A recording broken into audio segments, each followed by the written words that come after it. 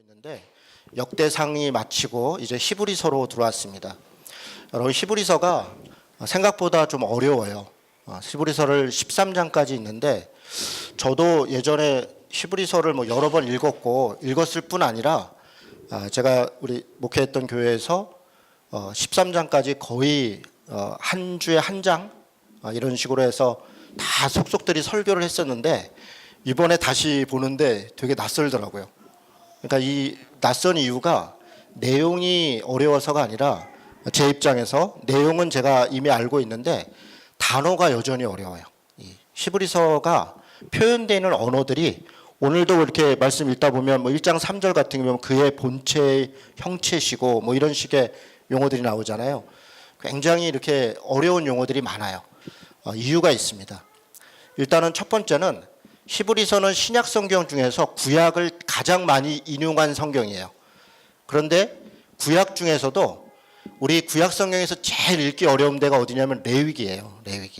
레위기가 가장 중요한, 제가 여러 번 강조 드리는데 레위기가 가장 중요한 성경임에도 불구하고 가장 어려워요. 왜냐하면 제사제도라든가 제사장 제도라든가 이런 또 무슨 율법이라든가 이런 것들이 많이 나오니까 언어 자체가 딱딱하고 법적 용어니까 지금도 뭐 법적 용어 읽는 게 불편한데 옛날 법적 용어 읽는 게 얼마나 불편하겠어요. 근데 히브리서는 그 레위기를 중심으로 한 제사 제도라든가 그런 율법이나 이런 것들을 가장 많이 인용하고 있어요. 물론 시편을 통해서 인용하기도 하지만 그 모세오경에 나와 있는 율법서를 가장 많이 인용해요. 그래서 그런 단어들이 쉽지 않습니다. 그러니까 언뜻 이해하기가. 그래서 제가 권해드리기는 개역 개정으로 읽지 마시고요. 여러분 그 말씀 읽을 때 성서 유니온이나 뭐 홀리 바이블이나 이런 사이트에 보면 세번역 성경이나 쉬운 성경 버전이 올라와 있어요. 같이 병행으로 볼 수 있도록 가급적이면 쉬운 성경이나 현대인의 성경 혹은 표준 세번역 이렇게 그런 쪽으로 읽으시면 더 이해하기가 쉬울 거예요. 왜냐하면 조금 쉽게 풀어놓은 거니까. 그래야 포기하지 않습니다. 아무래도 먼저 읽어야 포기하지 않는데 읽기도 전에 포기하게 되니까 우리 기원에게 미안한데 자리 조금만 저를 위해서가 아니라 여러분을 위해서 제가 저 시계를 보지 않으면 한정없이 가기 때문에 나중에 기원 형제가 원망을 들을 가능성이 생겨요. 그러니까 조금 고맙습니다. 일단 구약 성경을 많이 인용해서 어렵다 이렇게 제가 말씀드렸고요. 두 번째로 어려운 이유는 철학적 용어들이 좀 많이 나와요. 어떤 철학적 용어냐면 여러분 우리 철학이라 그러면 철학이 가장 기본이 되는 게 헬라 철학이잖아요. 그리스 철학. 아리스토텔레스니 플라톤이니 뭐 이런 사람들이잖아요. 그때 당시에 예수님 시대의 그 1세기 팔레스타인 시대가 또 바울이 있었던 그 시대가 헬라 철학이 가장 왕성했을 때예요. 뭐 에피쿠르스 학파니 스토아 학파니 성경에도 나옵니다. 우리 성경에도 스도아 학파, 스도아주의자들, 뭐 에비구르스 이렇게 용어는 조금 한자식 표현이긴 한데 그런 학파에 대해서 사도행전에도 그렇고 언급하고 있어요. 그리고 특별히 요한복음이나 이런 것들은 헬라 철학이 당시에 신을 이해하고 있던 것을 그대로 그들의 언어로 설명하고 있는 게 요한복음의 어법이에요. 마찬가지로 히브리서도 지금 당시의 유대인 그리스도인들이 헬라 철학에 조금 심취해 있었어요. 심취했다기보다는 예를 들어 그걸 막 공부했다기보다도 당시의 헬라 지역에 이들이 살고 있었기 때문에 헬라식 사고방식이 들어와서 하나님에 대해서 그러니까 말씀에 대해서 예수에 대해서 헬라적으로 사고하도록 자꾸 도전하고 있어요. 그래서 이 히브리서가 헬라 철학을 가지고 와서 지금 예수님이 누군가를 설명하고 있어요. 간단하게 얘기해서 헬라 철학에 뭘 얘기하는 거냐? 이원론이에요. 이원론. 헬라 철학의 가장 중요한 그 내용은 이런 거예요. 성스러운 게 있고 속된 게 있다. 거룩한 게 있고 더러운 게 있다. 세상적인 건 더러운 거고 그리고 신을 모시는 건 성스러운 거다. 그러므로 또 육체는 더러운 거고 영혼은 거룩한 거다. 이런 식의 사고가 헬라적 사고예요. 이게 이원론적 사고죠. 그러니까 요한복음이 부지런히 예수님이 하나님이다. 예수님의 신성을 계속 강조하는 이유는 당시에 그들이 눈에 보이는 예수는 육체인 거예요. 육체는 거룩할 수가 없거든요. 신은 영적이어야 되거든요. 영혼적이어야 되는데 예수님은 육체이고 밥도 먹고 화장실도 가고 욕도 하고 막 눈물도 흘리고 이러니까 그들의 눈에 보였던 예수는 대단히 하찮아 보이는 물질적인 그런 사람으로 보였던 거죠. 그래서 아니다. 그분이 누구냐면 이렇게 설명하는 게 요한복음인데 오늘 히브리서도 마찬가지예요. 아까 우리가 잠깐 제가 언급했던 광채, 1장 3절에 뭐 본체 이런 게 다 헬라 철학적 용어예요. 빌립보에서도 나오죠. 그는 근본 하나님의 본체시나. 그러니까 본체가 있으면 뭐가 있다는 거예요? 그림자가 있다는 거예요. 그러니까 그림자가 아니라 실체다, 본체다, 어떤 모형이 아니다. 그런데 나머지 것들, 뭐 그러니까 모세라든가 천사라든가 제사라든가 제사장이라든가 이런 구약에 나와 있는 것은 예수님이 실체고 본체고 나머지 그런 것들이 다 모형이다. 여러분 지금 이 정도만 얘기해도 벌써 오늘 설교 어려우려나 보다. 근데 그런 글들이 여기 써 있다니까요. 제가 지금 히브리서가 어려울 거라는 얘기를 드리고 있는 거예요. 왜 어렵냐? 구약 성경에 그것도 법정 용어들을 많이 쓰고 있다. 그래서 어렵다. 그러니까 내용이 어려운 건 아는데 용어가 어렵다는 거예요. 두 번째는 헬라 철학들을 많이 반박하거나 또 인용하거나 이렇게 사용하고 있기 때문에 조금 어렵다. 그래서 그걸 감안하고 이 히브리서를 볼 필요가 있어요. 그러면 히브리서는 왜 기록했나? 왜 기록했나? 먼저 대상부터 한번 생각해 보자. 누구를 대상으로 기록했나? 제가 역대상을 설명할 때 뭐라고 말씀드렸냐면 열왕기서는 포로 잡혀간 사람들이 왜 포로 잡혀왔는지, 자기 나라가 왜 망했는지를 설명하기 때문에 열왕기서는 심판하고 잘못하고 죄진 이야기들이 많다고 말씀드렸어요. 역대기서는 누구를 대상으로 기록했다 그랬어요? 역대기서는 포로에서 돌아온 사람들이 나라를 재건하려다 보니까 모델로 다윗을 상정했다. 그래서 다윗의 잘못한 것, 실수한 것 이런 거 하나도 기록하지 않고 잘한 것, 잘된 것, 멋있는 것, 훌륭한 것 그런 것만 기록했다고 말씀드렸어요. 이렇게 대상이 누군가를 보고 성경을 읽는 게 굉장히 중요해요. 1차적 대상이 누군가. 그래야 그 처음에 기록했던 목적을 알 수 있어요. 히브리서는 누구를 대상으로 기록했냐? 아까 제가 뭐라고 얘기했냐면 유대인 그리스도인이라 그랬어요. 유대인 그리스도인. 그것도 헬라 철학의 영향을 받고 있는 유대인 그리스도. 이 유대인 그리스도인들은 헬라 철학 이전에 먼저 영향받고 있는 게 있어요. 그게 뭘까요? 헬라 철학 이전에 유대인 그리스도인들이 뼛속까지 그리고 온 정신과 온 몸에 습관적으로 완전히 영향받고 있는 게 있어요. 그게 뭘까요? 율법이죠. 그거를 다른 말로 유대교죠. 이들은 날 때부터 유대교인이었어요. 날 때부터 회당에 있었고 날 때부터 율법을 읽었고 날 때부터 유대족 전통에 지금 우리 아이들이 태어나서부터 조그만 아이들이 뭘 알겠어요. 그런데 엄마 아빠 따라서 여기서 좀 예배를 이렇게 드리고 있잖아요. 이 아이들은 커서도 이게 어떤 일종의 습관같이 예배 안 드리면 뭔가 찝찝하고 괜히 기분 나쁘고 뭔가 화장실 안 간 것 같고 그래서 그냥 주일이면 그냥 좀 미안해서라도 일단 그냥 아침에 일찍이라도 내가 골프를 치러 가는 한이 있어도 새벽 예배라도 드리고 가야 왠지 그냥 하나님 앞에 번개 안 맞을 것 같고 그런 것이 습관적으로 남아 있다고요. 그런데 우리 아이들 소위 모태신앙이라는 아이들한테 그런 습관이 남아 있듯이 유대교인들에게는 어렸을 때부터 날 때부터 난지 8일 만에 할례를 했고 그들은 절기 때마다 가서 제사를 했고 이런 것들이 남아 있단 말이에요. 그런데 그러다가 그런 사람들이 그리스도를 만나게 됐고 그리스도를 알게 됐고 이제 그리스도인이 되었어요. 그러니까 그들에게 있어서는 끊임없이 비교 대상이 뭐냐면 유대교예요. 율법에 비하여 혹은 제사에 비하여 우리한테는 대제사장이 있었는데 제사장에 비하여 심지어는 모세가 율법을 하나님께 받았을 때 갈라디아서 3장 19절은 뭐라고 얘기하냐면 천사가 전해줬다. 하나님이 모세에게 전해준 것도 그들은 천사를 통해 전해줬다라고 생각할 정도로 천사에 대한 하나님이 보내신 자들은 소위 영적인 존재에 대한 감수성들이 굉장히 많았다고요. 그러니까 그런 것들에 대한 비교가 나와요. 바로 그 사람들을 대상으로 유대인 그리스도인을 대상으로 쓰여진 것이 히브리서예요. 그러다 보니까 그 사람들을 대상으로 하니까 그들이 알고 있는 언어로 쓰는 거죠. 그들이 익숙한 언어. 그래서 구약 성경을 많이 인용하는 거예요. 그리고 그들이 영향받고 있는 헬라 철학 많이 인용하는 거예요. 자, 그러면 유대인들이 어떤 상황이기 때문에 이 히브리서를 썼는가? 유대인들은 우리 2장 1절 한번 봅시다. 2장 1절. 히브리서 2장 1절. 자, 같이 한번 읽겠습니다. 자, 시작. 그러므로 우리는 들은 것에 더욱 유념함으로 우리가 흘러 떠내려가지 않도록 함이 마땅하니라. 지금 뭐라고 얘기하냐면 우리가 들은 거에 유념하자. 정신을 똑바로 차려라. 지금 자꾸 좌우로 흔들리지 말고 유혹되고 미혹되지 말아라. 왜? 흘러 떠내려가지. 자기도 모르게 휩쓸려 가고 있다는 거예요. 자, 이 말은 무슨 얘기냐면 배교의 위험에 처해 있다는 거예요. 어디로 휩쓸려 가냐? 유대교로 다시 돌아가려고 하는 그런 위험에 처해 있어요.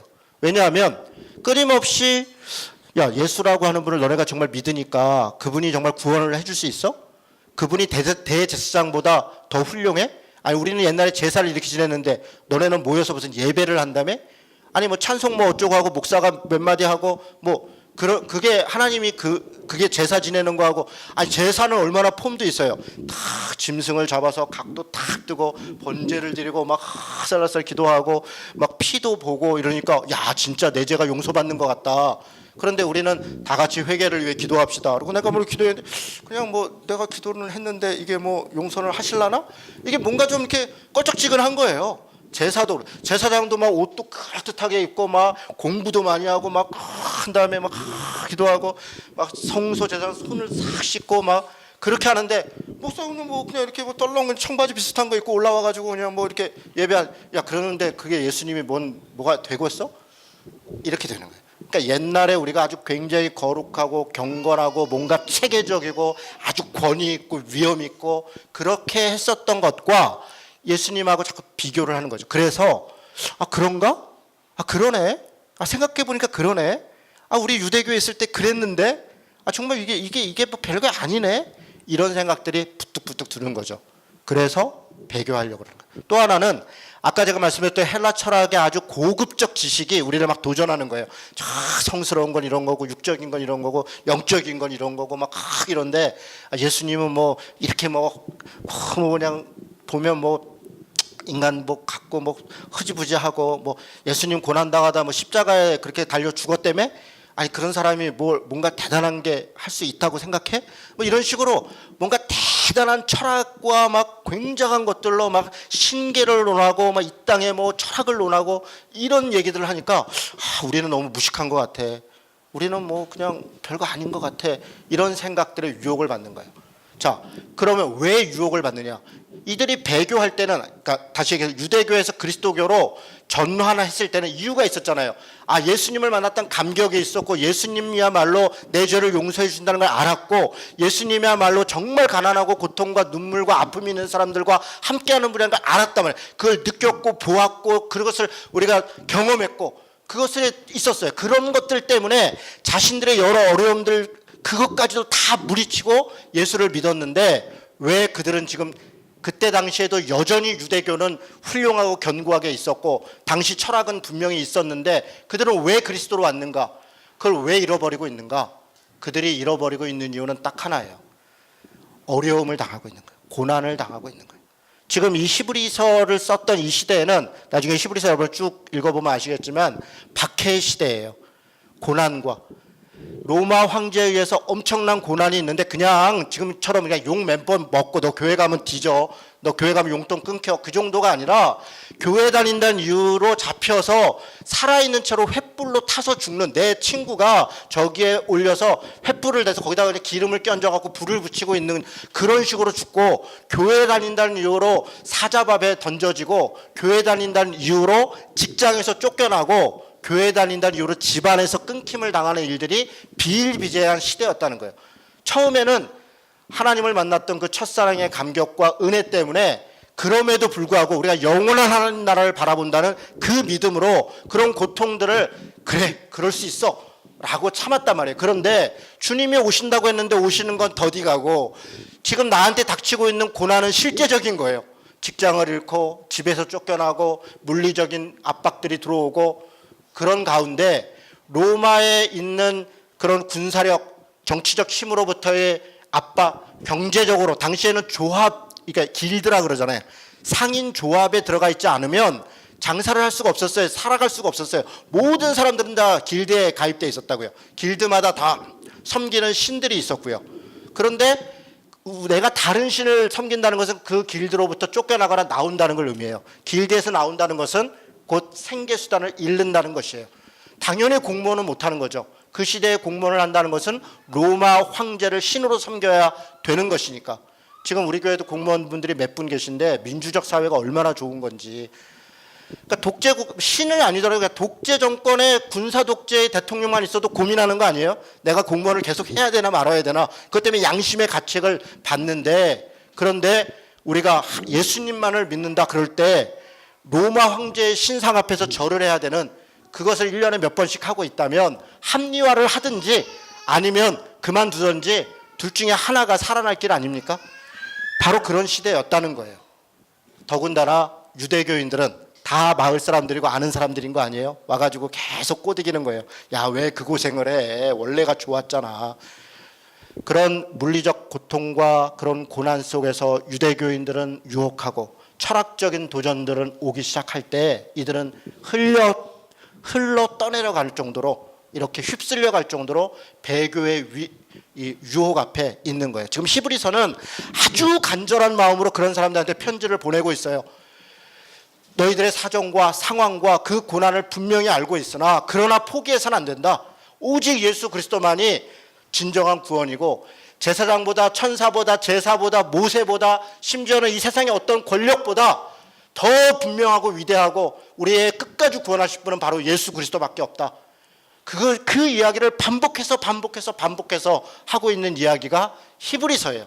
그래서 믿음에 흔들리지 말라. 예수를 온전히 바라봐라. 예수님만을 따라가자.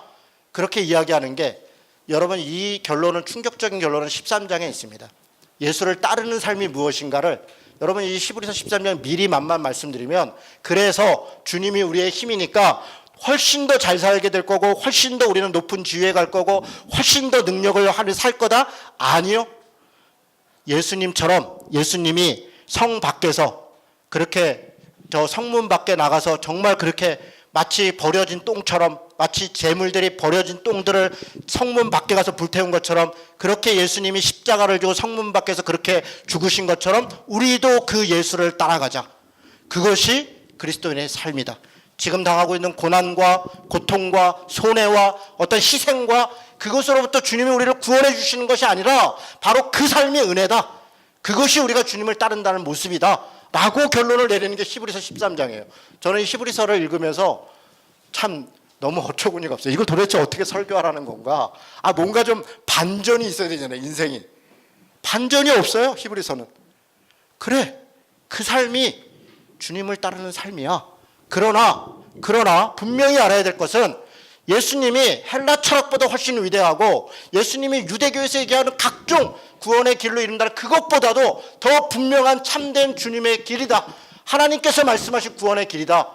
바로 주님만이 실체이고 본체이고 진정한 어린 양이고 진정한 제사이고 진정한 대제사장이다 라고 말씀하시는 거예요. 그렇다면 그분이 진정한 분이라면 내 상황이 어떻든 간에, 내가 지금 고난을 당하고 내가 어떤 상황이 있던 간에 상관없이 우리는 실체를 쫓아야 된다는 거예요. 본체를 쫓아야 된다는 거예요. 옳은 걸 따라야 된다는 것이에요. 내 상황 때문에 옳은 거를 포기한다면 그것이 배교다. 그 얘기를 하고 있는 것이 히브리서의 내용입니다. 여러분 감이 좀 오세요? 그렇습니다. 히브리서 다 얘기했습니다. 끝났습니다. 오늘 그래서 이 절박한 마음으로 히브리서 기록자는, 여러분 이게 서신서잖아요. 편지글이잖아요. 편지글 한번 생각해 보세요. 사도 바울이나 혹은 뭐 야고보나 뭐 요한이나 편지 보낼 때 뭐라고 보내요? 다 이렇게, 자, 내가 사랑하는 사도된 나 바울은 누구누구에게 편지하노니 하나님의 은혜와 사랑이 너희 가운데 충만하기를 내가 기도한다. 내가 너희 이야기를 들으니 너희들이 믿음이 참 훌륭하고 전 믿음 안에서 견고하다고 하는데, 그런데 듣자 하니 이런 일에 어려움이 있어서 너희들 안에 이렇게 분란도 있고, 그런데 하나님의 말씀이 이러하지 않니? 그러니 이렇게 하나님의 말씀을 따르자. 이런 식으로 굉장히 편지글답게 누가 누구에게 편지한다, 축복도 하고 이렇게 하면서 시작하잖아요. 대개 서신서가 다 그렇게 시작합니다. 그런데 오늘 우리가 읽어야 될 히브리서 1장 1절은 어떻게 시작합니까? 누가 보냈는지, 누구한테 보내는지, 축복하고 사랑하고 이런 얘기 하나도 없어요. 딱 첫 마디부터 뭐라고 얘기해요? 옛적에 선지자들을 통하여 여러 부분과 여러 모양으로 우리 조상들에게 말씀하신 하나님이 딱 이렇게 얘기해요. 그러면서 예수님에 대해서 쫙 얘기를 시작해요. 여러분, 이 절박함이 느껴집니까? 지금 그렇게 달달하게 인사말하고 격려하고 축복하고 그런 마음이 아니에요. 지금 이 저자가, 이 기록자가 지금 이 편지를 보낼 때 그 배교하는 사람들을 보면서 너무 안타까운 거예요. 저 길로 가면 안 되는데, 그것이 사는 길 같으나 죽는 길인데, 그러면서 그 안타까운 마음으로 예수님이 누구신가를 다시 한번 설명해야겠다. 그러면서 아주 직접적으로 이렇게 이야기를 하는 거예요. 자, 우리가 지금 읽었던 1장 1절에는 지금 뭐라고 얘기합니까? 자, 하나님의 말씀이 옛날에는 누구를 통해서 전해졌다 그래요? 누구를 통해서? 선지자들을 통해서. 그렇습니다. 여러분, 구약시대에는 사사 혹은 선지자, 이런 사람들을 통해서 하나님께서 말씀하셨어요. 그리고 그들이 그 말씀을 따라 행했고, 그 말씀을 전했고, 그리고 그 말씀을 기록했어요. 그렇게 기록한 말씀이 뭐예요? 그게 구약성경이에요. 구약성경입니다. 모세와 모세의 영향을 받은 사람들이 기록한 게 모세오경 율법서이고, 하나님이 모세를 통해 또 모세의 제자들을 통해 그렇게 하나님의 말씀을 알도록 했고, 그것을 기록하게 했어요.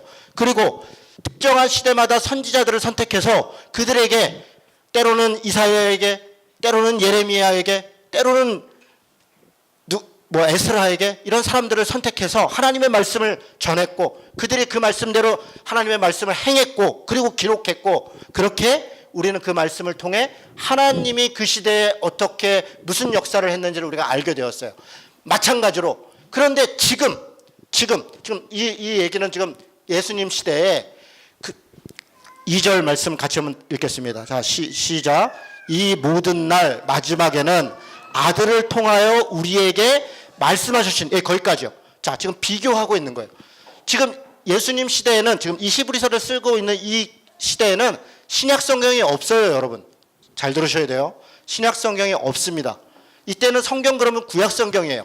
그래서 유대교인들이 구약 성경의 말씀들을 가지고, 자, 이 성경에 봐봐. 제사는 이렇게 드려야 된댔어. 제사장은 이런 사람이라 그랬어. 천사는 이런 역할을 했어. 하나님의 뜻은 이런 거야. 라고 이야기를 했다는 거예요. 그런데 예수를 믿는 사람들은 그 말씀이 그렇지 거기 기록되어 있지. 그렇게 유혹받는 거예요. 신약 성경이 없으니까. 그런데 여기서 뭐라고 얘기하는 거예요?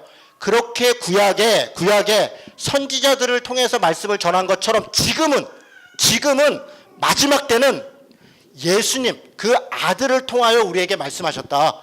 지금도 여전히 선지자들에게 말하고 있는 것이 아니다. 지금은 마지막으로 보낸 그 아들을 통하여 우리에게 말씀을 보내고 있다. 고로 구약 성경이 어떻고 저떻고 그것으로 얘기할 것이 아니라 예수께서 뭐라고 말씀하셨는지, 아니 예수님이 어떻게 사셨는지, 예수가 어떻게 살았는가, 그 삶이야말로 우리가 하나님을 따라가는 진정한 삶의 모델이다. 그 모습이다. 그렇게 얘기하고 있는 거예요. 왜냐하면 그 예수님이 누구냐면 하고 설명하는 거예요. 누구냐면 만유의 상속자다. 누구로부터의 상속자야? 하나님으로부터. 하나님이 만유를 창조하셨고 만유를 이끄시는데 그걸 누구에게 맡기셨냐? 예수에게 맡겼다는 거예요. 그 만유를 상속자로서 예수에게 맡겼고, 그뿐 아니라 세상을 창조할 때 예수가 함께 창조했다. 이 말을 보세요. 예수가 곧 하나님이다. 그 예수야말로 세상을 창조한 분이 아니냐. 그리고 3절에 보니까 그의 광채는 그 본체의 광채다. 형상이다. 이게 무슨 말이에요? 여러분, 이때 이 본체의 형상이라는 단어는요, 어렵죠? 이런 단어가. 요즘 말로 얘기하면 도장이라는 거, 도장. 그의 본체의 도장이라. 스탬프다. 무슨 말이에요? 도장은 똑같이 찍는 거잖아요. 하나님을 똑같이 찍은 존재가 예수다. 곧 예수가 하나님의 현신이다. 형육시가 하신 예수를 보면 하나님을 알 수 있다. 지금 딱 그 얘기를 하는 거예요. 그의 영광의 광채고 그 본체의 도장이다. 그가 그의 능력의 말씀으로 만물을 붙으셨고 죄를 정결하게 하는 일을 하시고 높은 곳에 계신 지극히 크신 이의 우편에 앉으셨다. 이 말 한마디로 얘기하면 세상을 다스리고 있다. 세상은 지금 예수님이 통치한다. 자, 그럼 정리해 봅시다. 지금 예수님이 예수를 통해서 하나님이 말씀하고 있다. 왜냐하면 그 예수가 누구냐면 만물의 상속자다. 세상을 창조한 자다. 지금도 세상을 통치하고 있는 바로 그런 분이다. 그럼 누구라는 얘기예요? 하나님이라는 얘기예요. 그야말로 헬라 철학이 얘기하는 본체요 실체다. 그림자, 다른 것들은 다 그림자라는 거예요. 다 모형이라는 거예요. 그런데 너희가 지금 모형과 그림자를 붙잡고 그게 더 낫다고 얘기해 본들 구약 성경에 있는 것도 다 예수를 전하기 위한 모형이었다. 그림자였다. 그 얘기를 하고 있는 거예요.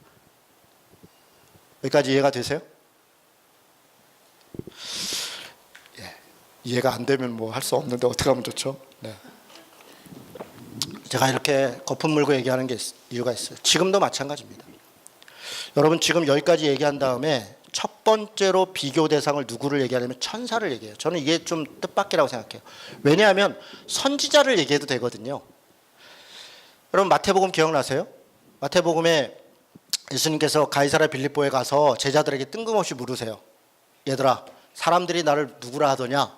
그랬더니 제자들이 뭐라고 얘기하냐면 예, 더러는 선지자라 그러고 더러는 참 좋은 사람이라 그럽니다. 그 너희는 나를 누구라 그러느냐? 그랬더니 베드로가 주는 그리스도시고 살아계신 하나님의 아들입니다. 이렇게 대답하잖아요. 그렇죠? 그렇게 대답했다는 것은 당시의 사람들이 예수님을 선지자에 비교하고 있었다는 거예요. 예언자 선지자에 비교하고 있었단 말이에요. 그러니까 지금 1장 1절에 선지자를 얘기했으니까 자, 선지자가 지금도 선지자라고 하는 사람들이 예수님 시대에 더러더러 있는데 그거 다 가짜다. 그거 쓸데없는 거. 하나님이 보내셨는데 지금 그런 거 예수로 끝났다. 그렇게 얘기하시면 좋을 것 같은데 천사를 얘기해요. 처음에. 그리고 두 번째는 모세를 얘기해요. 이제 3장으로 넘어가면 모세를 얘기하고 그러다가 이제 제사장 얘기하고 이렇게 쭉쭉 가요. 왜 천사를 얘기할까? 선지자가 아니고. 왜 천사를 얘기했는가? 여러 이야기들이 있어. 한마디로 얘기하면 당시에 천사 숭배 사상이 너무 강했던 거예요. 왜 천사를 숭배했냐? 이게 헬라 철학의 영향이에요. 영적인 것은 좋은 것이고 육적인 것은 더러운 것이다. 소위 영적인 존재인 천사, 소위 영적인 존재인 귀신에 대한 감수성이 너무 뛰어난 거예요. 그래서 누가 뭐라고만 얘기하면 그건 천사가 그랬어. 누가 뭐라고만 얘기하면 그건 귀신 씌워서 그래. 그러면서 귀신 씌웠다고 사람들을 겁박하고 사람들을 협박하고 천사가 보냈다 그러고 다 그냥 좋은 건 다 천사, 나쁜 건 다 귀신. 그러면서 누군가 그 천사와 소통하는 자가 있고 누군가 귀신을 내쫓는 자가 있다면 그가 하나님인 거예요. 그런 존재들이 있는 정도로 그렇게 유혹하는 그런 시대인 거예요. 천사가 그랬어. 그러면서 오히려 살아있는 예수, 그리고 그 예수를 따르는 살아있는 주님의 작은 예수들, 제자들에 대해서는 아주 하찮게 여기는. 그래서 이 천사에 대해서 이야기를 하고 있는 거예요. 복잡하게 얘기 안 하죠. 천사가 누구냐? 심부름꾼이다. 그가 하나님의 심부름을 했다. 그런데 예수는 누구냐? 그는 아들이다. 지금 그런 얘기잖아요. 그는 맏아들이다. 여러분, 이 맏아들이라는 표현도 중요해요. 왜냐하면 그 다음에 우리들도 다 아들이라는 거예요. 그래서 우리 보고 속지 말라는 거예요. 너희들이 천사보다 못한 존재가 아니라 마치 예수께서 천사의 수종을 받는 것처럼 우리도 천사가 우리를 돕는 존재이지, 우리가 천사를 섬기고 천사에 끌려다니고 천사가 어쩌고 저쩌고 하면 거기다 그냥 쫓아다니고 그런 존재가 아니라는 거예요. 여러분 1장 14절을 보겠습니다. 1장 14절 같이 읽습니다. 자, 시작. 모든 천사들은 섬기는 영으로서 구원받을 상속자들을 위하여 섬기라고 보내심이 아니냐. 여기 뭐라고 돼 있어요? 상속자들이라고 돼 있죠. 아까 제가 뭐라고 했어요? 예수님은 만유의 상속자라 그랬죠. 거긴 단수였죠. 여긴 복수죠. 여기 지금 왜 달라요? 처음에 상속자는 예수님을 얘기한 거예요. 그가 만유의 상속자다. 이 두 번째 있는 상속자들은 우리들까지 포함하고 있는 거예요. 모든 예수를 따르는 사람들은 사실 하나님께서 창조하신 모든 만물을 하나님의 동역자가 돼서 함께 누리고 함께 관리하고 함께 지켜 나가고 그렇게 살아야 될 상속자들인 거예요. 우리들이. 그런데 어느 순간 우리는 우리 같은 것이 뭘. 아니요. 우리가 상속자들이란 말이에요. 천사는 우리를 섬기는 자들이다. 이거 이해가 되세요? 그런데 우리는 귀신 씨나락 까먹는 얘기에 맨날 그냥 허벌레하고 쫓아다니고 있다는 거예요. 여러분, 이 귀신, 이 천사들 이런 것들에 우리 사람이라는 게 정말 마음이 얼마나 약하냐면요. 정말 누가 이게 조그만 거라도 뭐 어쨌다 그러면 소위 징크스, 제가 이런 얘기 여러 번 했을 거예요. 어떤 사람이 그냥 빨간 팬티만 입으면 그냥 축구에 나가서 늘 이기네. 그러니까 그냥 늘 그냥 경기 나가면 빨간 팬티, 전날 경기 뛰었는데 그거 입어야 되니까 그냥 냄새 꼬랑꼬랑 나도 그냥 그거 입어야 된다고. 여러분, 제가 프로야구 이런 거 참 좋아하는데 어떤 투수는 올라오면 그냥 맨날 바닥에다가 뭘 열심히 그려. 그리고 그냥 뭐 똑같은 모자 이렇게. 그게 자기 징크스래요. 그걸 해야 된대. 배트는 뭐 그것만 해야 되고. 뭐 귀여운 거죠. 그 정도는 물론. 그러나 왜 그렇게 하면 두려움이죠. 어떤 의지함이죠. 우리 그리스도인들까지도 그걸 당연시 뭐 그럴 수 있지 뭐. 여러분, 이게 이런 것들에 우리가 속고 있는 거예요. 이런 것들에 우리가 흔들리는. 일어나자마자 어떤 사람은 신문 펴고 오늘의 운세부터 보고 있네. 별자리 보고 있고 내가 달 월시 따져가면서. 그게 뭐 어쩌라고요 그래. 오늘의 운세가 뭐 동쪽으로 가면 안 된다 그래요. 여기 뭐 동쪽으로 가면 귀인 만난다 그래서 우리 교회 오신 분 계세요? 아니 거기 가면 뭐 귀가 짤짤말하고 그렇게 생긴 사람이 있는데 니 다 그렇게 꿈속에 다 누군가에. 그러니까 우리가 그런 거에 혹하는 거예요. 그게 우리의 연약함. 오늘의 운세라든가 심지어는요, 예수 믿는다는 사람들이 점집을 왔다 갔다 하고 부적을 넣고 다니고 이런 것들을 그냥 아무렇지도 않게 생각하는 것은, 그렇다면 물론 연약해서 그럴 수 있어요. 그럼 연약하다 생각해야 돼요. 연약하구나. 아직 예수님이 누군지 잘 모르는구나. 자, 그런데 집사, 장로, 권사, 목사 이렇게 직분자로서 하나님 앞에 주님의 종이다 라고 사는 사람들조차도 그런 것들에 그냥 누가 뭐라 그러면 귀가 팔랑거리고, 그렇다면 예수가 누군지를 모르는 거예요. 천사가 무엇인지를 모르는 거예요. 더 심각한 것은 귀신 쫓는다는 소위 은사자들이죠. 은사자들. 은사 있다는 분들을 아주 누가 어떻게 했더니 갔더니 병이 뭐 나았다는 둥, 뭐가 누가 기도했더니 뭐 부동산이 뭐 3배로 올랐다는 둥, 누가한테 기도받았더니 우리 애가 서울대를 갔다는 둥. 여러분, 그런 말들이 그렇게 기분 좋게 들리세요? 무당도 아니고. 목사가 여러분 차 사면 가서 차 기도해 주면 하나님이 천사를 보내주셔서 여러분 안전사고를 도와줄 것 같으세요? 목사가 무슨 무당이에요? 저한테 그런 거 부르지 마세요. 우리 교인들은 한 번도 안 불러요. 당연히 안 불러요. 차 샀다고 목사를 불러서 무슨 안전운전을 왜 기도해. 자기가 기도하세요. 그리고 안전운전하세요. 욕 좀 하지 말고 끼어들지 말고 신호등 잘 지키고 안전운전 하시면 돼요. 예? 그냥 이래 가면서 주님이 도와주시겠지 그러지 말고 신호등 잘 지키고 그러면 갑자기 와서 들이박는 거 아니면 사고 안 나요. 그 자꾸 사고 난 거 하나님 왜 하나님 나한테 이런 사고를 주셨어요? 자기가 안전운전 안 했으니까 사고 났지. 그걸 왜 하나님 탓을 해요? 무슨 말인지 아시겠어요? 그런 것에 여러분, 근데 이게 사람이라는 게 절박하면 이거 다 잊어버려요. 갑자기 아내가 암에 걸렸다든가, 집이 갑자기 쫄딱 망하게 됐다든가, 우리 자식이 뭐 갑자기 무슨 큰 사고가 났다든가, 그러면 우리 첫 마디가 이렇게 시작돼요. 하나님이 어떻게 이럴 수가 있어요? 그러면서 뭔가 기도빨 센 사람들 막 그럴 때부터 막 주위에 막 다 소개해줘요. 거기 뭐 어디 가면 뭐 어떤 사람이 영빨 세대, 기도하면 한 번에 낫는데. 그거에 우리가 속아요. 우리 마음이 약하니까. 전혀 그런. 여러분, 그런 게 다 천사들이고 은사, 영적인 것 아무것도 아니라는 거예요. 자, 오늘 우리가 읽었던 2장 14절, 15절, 16절 같이 보면, 자녀들은 혈과 육에 속하였음에 그도 또한 같은 모양으로 혈과 육을 함께 지니심은. 자, 이게 무슨 말이에요? 우리 자녀들이 다 사람이라는 거예요. 혈과 육이 다 있다는 거예요. 그거 다 헛되다, 뭐 더럽다 이렇게 얘기했지만 우리가 다 사람이라는 거예요. 혈과 육이 다 있다는 거예요. 죽음을 통하여 죽음의 세력을 잡은 자 곧 마귀를 멸하셨다. 그 사람인 예수가 그 사람인 우리 믿는 자들이 마귀를 멸했다는 거예요. 마귀를 쫓아냈다는 거예요. 마귀가 뭐 대단하냐? 영적인 존재가 뭐 굉장하냐? 별거 아니라는 거예요. 너희들이 별거 아니라고 생각하는 그 혈과 육에 있는 그 예수가 그 사람들이 그 마귀를 쫓아낸다는 거예요. 또 죽기를 무서워함으로 한평생 매어 종로로 타는 모든 자들을 놓아주려 하심이니라. 우리가 다 뭐에 매여서 무슨 천사에 매이고 귀신에 매이고 모에 매이고 이게 다 노예처럼 그렇게 살고 있는 자들을 자유롭게 하고 하나님 앞에서 정말 다 자유롭게 자유의 아들들로 풀어주었는데 우리는 왜 스스로가 계속 그렇게 종로 타고 있느냐는 거예요. 누군가의 종. 모세 얘기하고 나중에 제사장 얘기하죠. 지금으로 얘기하면 이 목사들이 제가 목사가 모세고 제사장이라 얘기하는 게 아니에요. 정확히 그렇지 않은데 우리가 그렇게 오해하고 누군가 말씀을 전하는 사람, 누군가 기도를 하는 사람이 마치 하나님을 대언하는 것처럼 착각하고 있다는 말이에요. 제일 무서운 사람이 하나님 음성 들었다는 사람들이에요. 하나님 음성 들었다고 칩시다. 그거 어쩌라고요? 어쩌라고?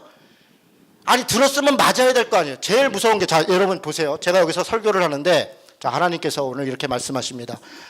아무개는 오늘부터 어쩌고 저쩌고 누구는 어쩌고 저쩌고 제가 이렇게 얘기합니다. 여기다 누가 토달 수 있어요? 왜 토를 못 달아요? 하나님이 그렇게 말씀하셨다는데 누가 뭐라 그러겠어요? 하나님이 그렇게 말씀하셨다는데 문제는 그것을 하나님이 말씀하셨는지 귀신이 얘기했는지 자기 속에 생각이 났는지 혹은 자기 마음대로 얘기했는지 그걸 어떻게 아냐고요? 아무도 몰라요.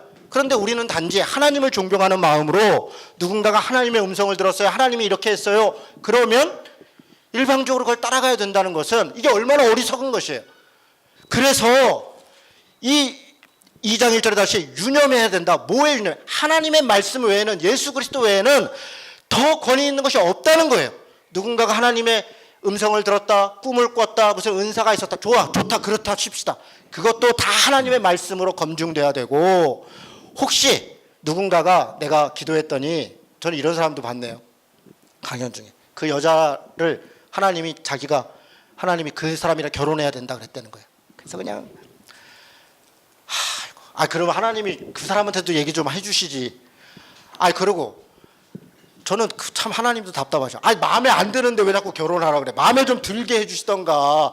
기왕이면 나랑 결혼할 사람 키도 좀 크고 얼굴도 잘생기고 돈도 좀 많고 매너도 좋고 믿음도 좋고 그러면 얼마나 좋아. 꼭 나랑 만나는 사람들은 아무것도 없네. 왜 그래요 도대체. 제가 농담처럼 얘기했지만 전혀 그렇지 않다는 거예요. 일방적으로 자신이 어떤 것들이 있다 할지라도 그것은 정말 겸손한 마음으로 누군가에게 혹시 하나님이 나에게 그런 마음을 주셨다면 저라면 이렇게 얘기해요. 우리 아무개 형제님 제 마음에 이렇게 생각되는데 말씀이 또 하나님의 뜻이 이런 것 같은데 한번 생각해 보시라고. 그게 어떨까요? 요 정도 하면 되는 거예요. 그리고 그냥 기도하고 하나님이 뜻이 있으면 그에게 깨닫게 해주시겠지. 진짜 하나님이 내게 주신 거라면 그에게도 깨닫게 해주지 않겠어요? 왜 나한테만 해서 너 하나님이 그렇게 했는데 너 분명히 그렇게 해야 돼. 너 오늘부터 예배 10번씩 나오고 헌금 그냥 하루에 10,000원씩 해서 1,000번째 하고 그리고 뭐 왜 그렇게 강압하고 협박하고. 제가 아는 한 집사님이 암에 걸렸어요. 실화예요. 여기저기 이렇게 다니다가 한 번은 일산에서 딱 집회, 제가 그 얘기 했던 것 같으네요. 여기서 했나요? 딱 오자마자 신학교 가야 돼. 신학교 가야 병나. 그리고 저한테 와가지고 목사님 그러는데 제가 신학교 가야 될까요? 어떻게 고민이 돼요. 그래서 제가 이렇게 얘기했어요. 그게 하나님 말씀으로 들리더냐고. 그러니까 고민하니까 들렸으니까 그러고 하나님 말씀이라면 가야지. 내가 그랬어요. 가세요. 가면 안 되는데 병 낫고 싶으냐고. 낫고 싶다. 그럼 가야지 뭐. 그랬더니 또 안 가. 그래서 왜 안 가? 그러니까 뭔가 찝찝하면 가지 말든가. 그럼 또 찝찝해. 그러니까 제가 와서 이제 뭐 어쨌든 담임 목사니까 뭐 존경하든 안 하든 뭐 따르든 안 하든 어쨌든 담임 목사님 괜히 찝찝하고 그냥 신학교 간다 그러면 뭐라도 한마디 해야 되니까 와서 얘기를 하는 거예요. 제가 하나님 말씀인데 내가 거기다 무슨 토를 다냐고. 내가 목사 주제에 무슨 토를 다냐고. 하나님 말씀이라는데. 그렇잖아요. 누군가가 이게 하나님 말씀이라는데 제가 거기다 어떻게 토를 달아요. 그 하나님 말씀이라는데. 믿음이 있으면 그렇게 하시라고. 뭐 그 친구랑 이런저런 대화해서 뭐 신학교도 안 갔고 결국 한 1년 정도 더 살다가 소천했습니다. 제가 장례를 집례했고요. 그때 그 친구가 신학교 갔으면 지금까지 살아서 여기 앉아 있었을까요? 그러면 우리한테 더 감사했을까요? 저는 그렇게 생각하지 않습니다. 죽는 것은 저주이고 사는 것은 축복이다 생각하는 자체가 이미 전제가 다 틀린 것입니다. 전제가 다 틀린 것이에요. 죽을 때 되면 죽는 것입니다. 아플 때 되면 아픈 것이에요. 그러니까 우리가 신앙을 천사 숭배하듯이 해서는 안 된다. 귀신 쫓아다니듯이 해서는 안 된다. 정말 하나님의 말씀 외에는, 그리고 예수 그리스도 외에는 다른 것은 없습니다. 김교신이라는 분이, 제가 김교신이라는 분을 좋아하는 거 아시죠? 저희 딸내미가 오늘 말씀 읽었는데 저 친구가 가 있는 학교가 김교신 정신으로 하는 그런 학교예요. 제가 되게 고맙죠. 그런 학교에 가 있는 것도 고맙고. 김교신이라는 분이 쓴 글을 제가 읽어드리겠습니다. 일제시대입니다.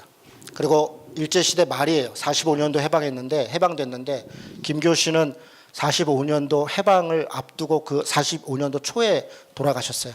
비료공장에서 노동자를 하다가, 원래 이분은 교사였는데 쫓겨나고 또 성서조선이라는 신앙 잡지를 통해서 독립을 고취했다 그래서 감옥 가서 고문당하고 그 후유증으로 결국은 이렇게 돌아가시게 됐어요. 강복을 못 보고.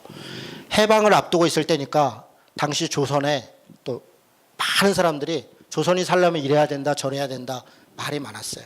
그럴 때 김교신이 그 성서조선을 쓰면서 그 서두에 쓴 글이 있습니다. 제가 잠깐 읽어드리겠습니다. 살아가는 자에게는 주고 싶은 것이 한두 가지에 그치지 않는다. 하늘의 별이라도 따주고 싶으나 인력에는 스스로 한계가 있다. 어떤 자는 음악을 조선에 주며, 어떤 자는 문학을 주며, 어떤 자는 의술을 주어 조선의 꽃을 피우며 옷을 입히며 관을 씌울 것이나, 오직 우리는 조선의 성서를 주어 그 뼈를 세우며 그 피를 만들고자 한다. 같은 기독교도로서 어떤 자는 기도 생활의 법렬의 경을 주창하며, 말도 되게 어렵네요. 기도 생활의 그 황홀한 그 영적인 엑스타시를 그걸 주장하며, 우리가 기도의 깊은 곳에 들어가서 하나님과 직통해야 그래야 우리가 산다 그렇게 말하며, 어떤 자는 영적 체험의 신비 세계를 역설하며, 어떤 자는 신학 지식의 조직적 체계를 애지중지하나 우리는 성서를 배워 성서를 조선에 주고자 한다. 더 좋은 것을 조선에 주려는 자는 주라. 우리는 다만 성서를 주고자 미력을 다하는 자이다. 그러므로 성서를 조선에. 그렇습니다. 이것이 그리스도인들의 자세예요. 음악도 문학도 다 필요 없다는 게 아니에요. 그거 다 필요하죠. 그러나 그것이 우리의 본질이 아니에요. 다 모형이라는 거예요. 그건 다 그림자라는 거예요. 우리 예수 믿는 사람들에게서 가장 중요한 것은 성경의 가르침이고, 성경 말씀이야말로 최종적 하나님의 말씀이다. 오늘 히브리서 1장 2절에 얘기한 것처럼 구약에서는 선지자를 통해서 말씀하셨다면 신약시대는 예수를 통해서 말씀하셨고, 그 예수님에게 말씀하신 것을 제자들이 기록해서 성경으로 남았다면 그것이 우리에게 주신 최종적 말씀인 것이에요. 그 외에는 없어요. 여러분 가끔 저한테 물어요. 직통계시가 있냐? 하나님의 음성이. 저한테 묻는다면 전 단호하게 얘기해요. 없습니다. 없어요. 하나님은 누군가 특별한 사람에게 특별한 말씀을 지금 특별하게 하고 있지 않으세요. 모든 사람에게, 모두에게 모든 말씀을 우리에게 주셨어요. 이 성경의 말씀은 조금도 부족하지 않아요. 충분해요. 충만해요. 성경에서 1.1에게라도 더하면 뺀다 그러면 그것은 거짓된 거라고 우리가 읽고 있는데, 어찌 우리는 날마다 또 다른 성경을 우리가 더해야 된다는 말입니까? 그래서 이단이 생기는 거예요. 몰몬견이, 통일견이, 무슨 견이 다 새로운 것, 내가 받은 어떤 것이 있다. 그것이 하나님의 말씀보다 더 우선시 여겨지고 그것을 쫓아가다가, 심지어는 지금 예수를 믿는 목사들도 하나님의 말씀을 무시하고 강단에 서서 자기 이야기들을 하고 있는 거예요. 자기의 어떤 것들을, 세속적인 탐욕과 욕망을 이루어주는 것이, 그것이 하나님의 뜻이라고. 정말 그건 개구라예요. 그런 것은 하나님의 말씀이 아니에요. 전혀 옳지 않아요.